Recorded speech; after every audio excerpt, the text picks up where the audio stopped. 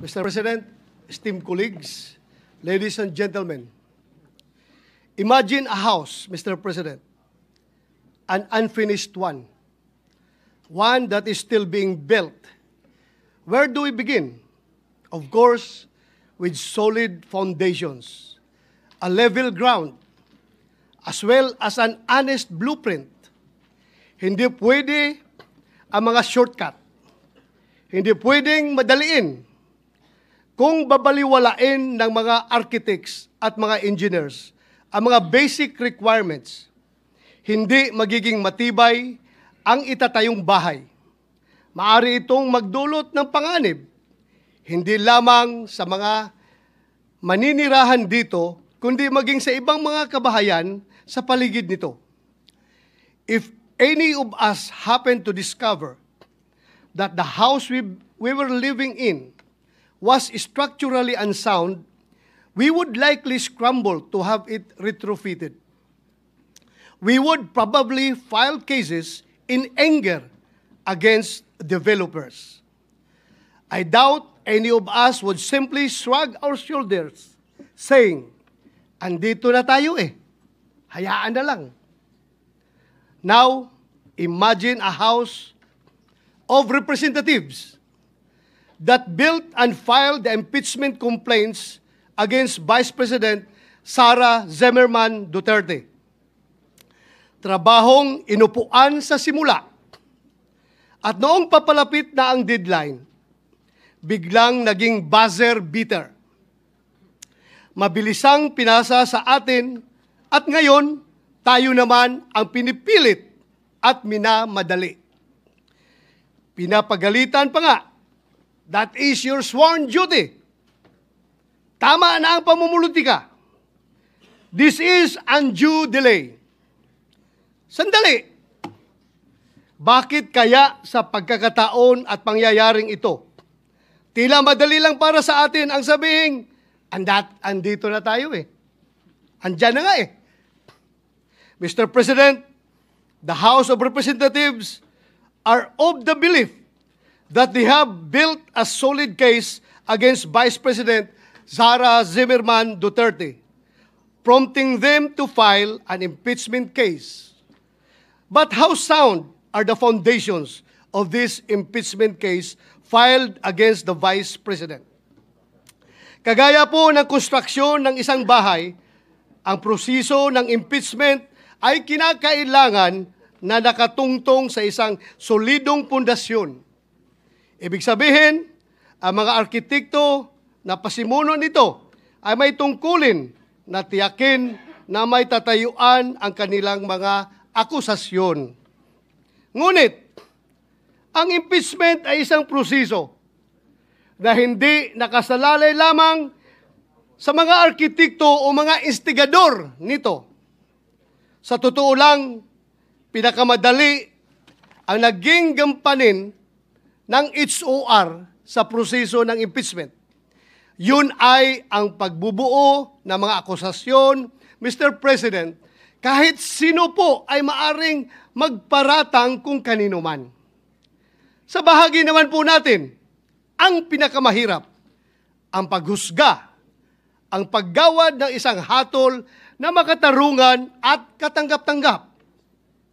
Anuman ang nakatuntong sa mahinang pundasyon ay laging may panganib na gumuho.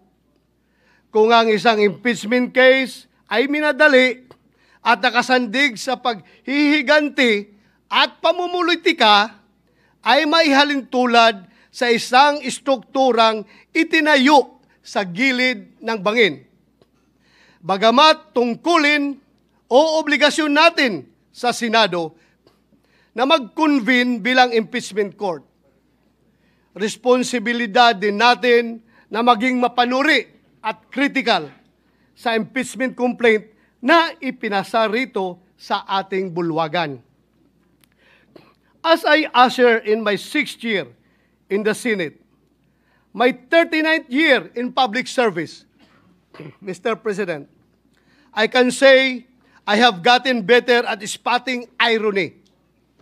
What we refuse to let happen to our houses, we seem to have allowed our House of Representatives to do in broad daylight, right under our noses, and at the expense of our institution's esteemed reputation.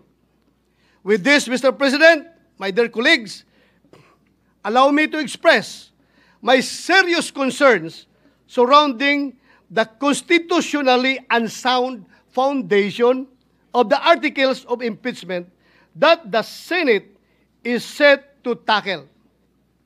Article 11, Section 3, Paragraph 2 of the 1987 Philippine Constitution provides that a verified complaint for impeachment may be filed by any member of the House of Representatives or by any citizen upon a resolution of endorsement by any member thereof, which shall be included in the order of business within 10 session days and referred to the proper committee within 3 session days thereafter.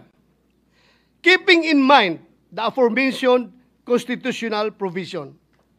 Recall that on December 2, 2024, the first impeachment complaint against Vice President Duterte was filed before the Secretary General of the House of Representatives. The second and third impeachment complaints were filed on December 4, 2024 and December 19, 2024, respectively. These complaints were each endorsed by members of the House of Representatives.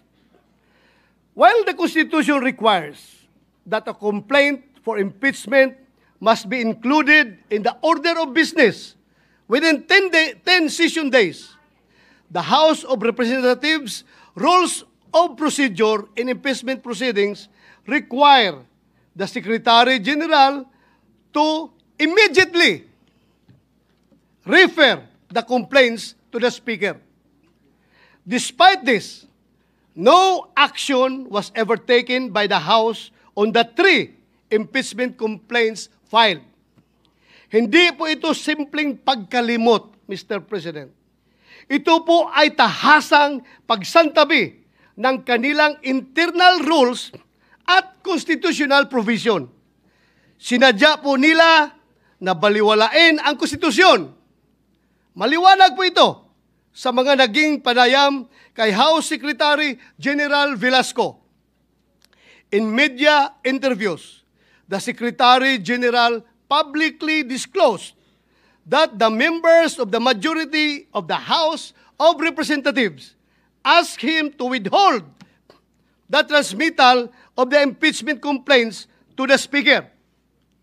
Their goal then was to give themselves more time to decide whether or not to file another impeachment complaint. Pinaghintay po ng mayorya ng House of Representatives ang 3 impeachment complaint. May ganyan po ba silang kapangyarihan? Tila po, ito ay matatawag na grave abuse of discretion. Then, on February 5, 2025, more than 2 months after the first impeachment complaint was filed, the House of Representatives took the fast-track route according to Secretary General Velasco. Kung ang 3 naunang impeachment complaint ay pinadaan sa EDSA, mukhang sa Skyway po ang piniling landas ng House para sa pang-4 na impeachment complaint para maiuwi ito sa Senado. With less than an hour before the close of session of that day, the House of Representatives transmitted to the Senate a verified complaint for impeachment against Vice President Sara Z. Duterte, purportedly signed by 215 members of the House of Representatives. My honored colleagues, had the House complied with their own rules and the Constitution, the 3 previous impeachment complaints would have been referred to the appropriate committee by the time the present impeachment complaint was filed and sponsored by the members of the House of Representatives. In other words, Your Honors, the intentional inaction of the House of Representatives allowed its members to purportedly circumvent the 1-year ban enshrined in Article 11, Section 3, Paragraph 5 of the Constitution. Given the glaring circumvention of the Constitution, should we allow impeachment complaints which are constitutionally infirm to be heard and tried by this body? Kung defective po ang foundation ng impeachment complaint, marirepair o marirehabilitate ba ito ng pag-convene ng impeachment court? Hindi po ba mawawala ng saysay ang pag-convene ng Senate as an impeachment court kung malinaw na labag sa konstitusyon ang nais nating itayo? Kaya, ang impeachment ay isang sensitibong proseso. Sa pagsampa pa lamang nito, binabato na agad ang akusado ng putik na kahit maakwit ay tila habang buhay nang nakamansa sa kanyang pagkatao. Pagkatapos ng impeachment, anuman ang magiging hatol, the damage done to the reputation of the accused will forever be irreparable. He or she will never be the same again. Some of the members of this august body may not agree with me and may take a different view as to whether the 1-year ban has been violated by the House of Representatives. To settle this issue, the separate opinion of Chief Justice Renato Espuno in Francisco versus House of Representatives provides this body a direction on the course of action that we may take when confronted with the same issue I laid down.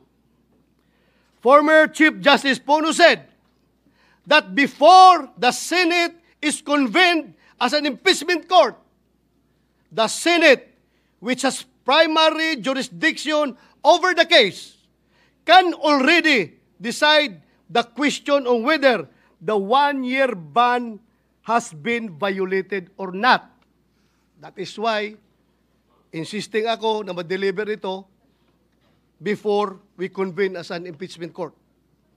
Hindi po natin kailangang hintayin magbagong anyo ang Senado at maging isang ganap na impeachment court. Ngayon pa lamang ay maaari na nating pagdesisyonan ito.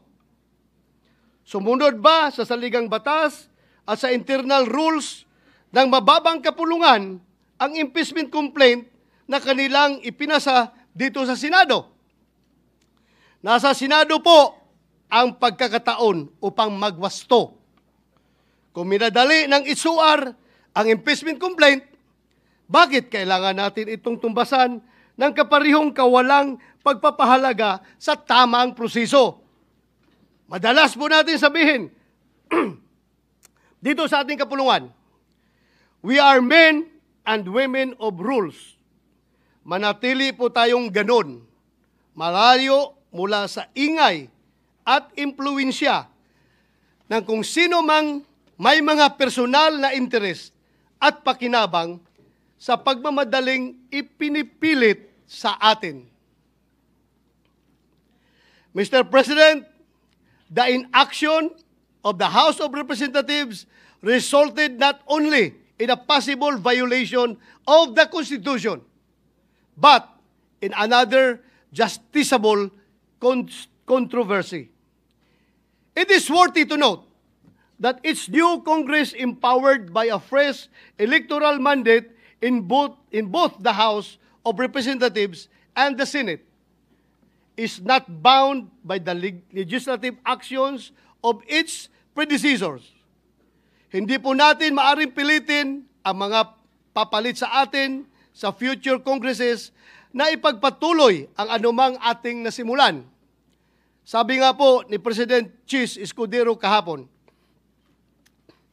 the Congress cannot pass an irrepealable law. Lahat ay pwedeng baguhin at galawin ng mga sumusunod na mahahalal sa Kongreso. Maari pong hindi sila gumalaw at hayaan lamang na nakatiwangwang ang anumang proceeding na sinisimulan ng mga nauna. When the fourth impeachment complaint was submitted, the 19th Congress was teetering on the brink of a long slumber. The Senate is now being urged to convene with only 2 session days, 20 days remaining before the 19th Congress closes. Hindi man po ako abogado, alam ko pong walang kaso, mapasibil, administrative, o kriminal na dinidinig sa loob lamang ng isang buwan. Naghihingalo na po ang buhay ng 19th Congress. Bakit po natin ipipilit pa kung ang pintuan ng 20th Congress ay malapit nang magbukas? Malinaw naman po sa ating Rules of Procedure on Impeachment Trials, kailangang isumon ang person impeached para paharapin sa Senado. Kailangan din siyang bigyan ng 10 araw para mag-submit ng kanyang answer. 5 araw naman ang ibinibigay sa mga prosecutor para mag-file ng kanilang reply. Kaya po, kahit mag-convene ng impeachment court, bukas, summon at pagtanggap lamang sa pleadings ang kayang magawa ng 19th Congress. Sigurado na po tayo na ang trial kasama ang pagrepresenta ng ebidensya ay magaganap sa 20th Congress, kung saan bago na po ang komposisyon ng Senado at mababang kapuluan. Because of the change in members, questions are being raised on the jurisdiction of the 20th Congress to carry on with an impeachment trial commenced in the previous Congress. Should the 19th Congress convene an impeachment court, what assurance exists that the 20th Congress would continue the trial? Without such assurance, any efforts by the 19th Congress would constitute a significant waste of government resources. Even the authority of the House of Representatives to continue prosecuting is being questioned since the said complaint was filed by a House of a different composition. In fact, some of those who signed the complaint failed to secure a seat in Congress in the recently concluded elections. Mukhang kailangan po natin ng positive act from the 20th Congress House of Representatives na kanilang itutuloy ang impeachment complaint na ginawa ng 19th Congress House of Representatives. Mr. President, the constitutionally given power and mandate of the Senate to try and decide all cases of impeachment is an immense responsibility that must be exercised in good faith, with sincere intention to fulfill a solemn oath, not with haste, but with careful circumspection, mindful of both the political and legal nature of the exercise.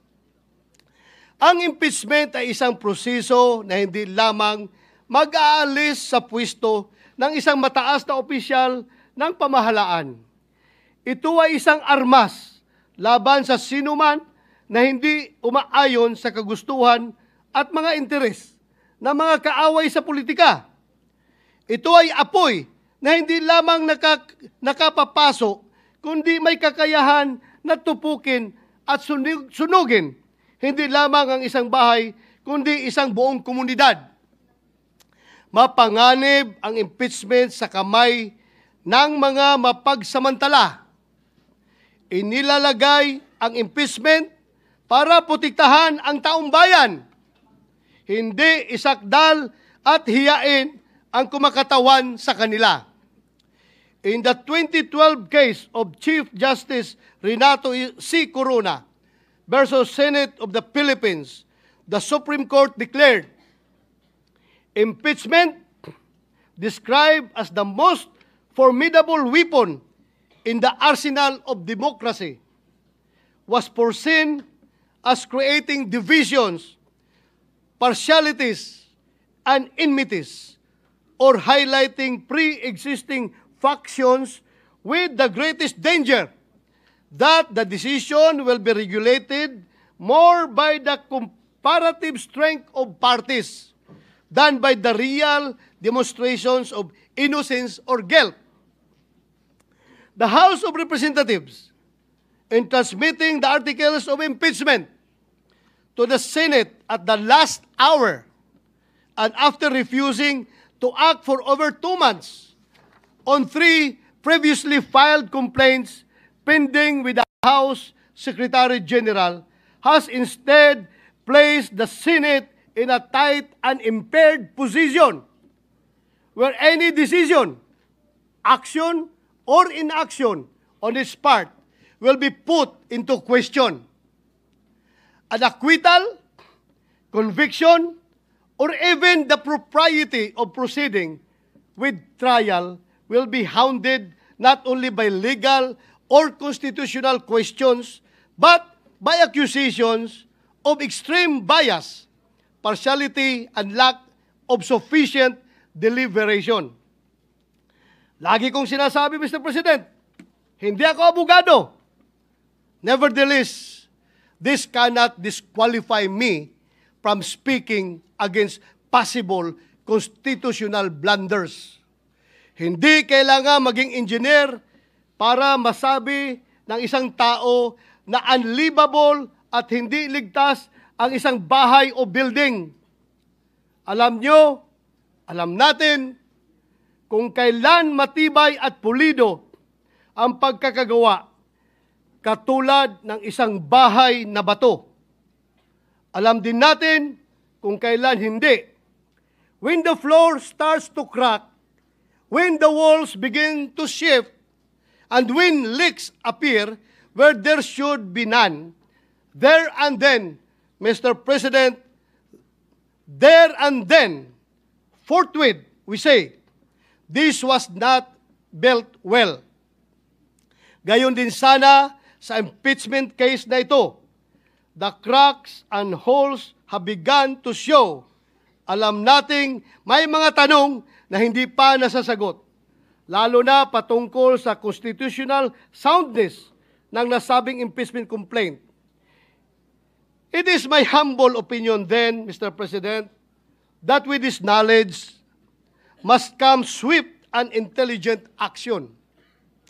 Kung gaano natin kabilis i-condemn at ipagiba ang mga strukturang hindi ginawa ng maayos, ganoon din dapat tayo kabilis umaksyon kung ang nalalagay sa alanganin ay ang ating konstitusyon. In the spirit of true action, therefore, allow me to end by moving. I respectfully move that in view of its constitutional infirmities and questions on the jurisdiction and authority of the 20th Congress, the verified impeachment complaint against Vice President Sara Zimmerman Duterte be dismissed. Allahu Akbar.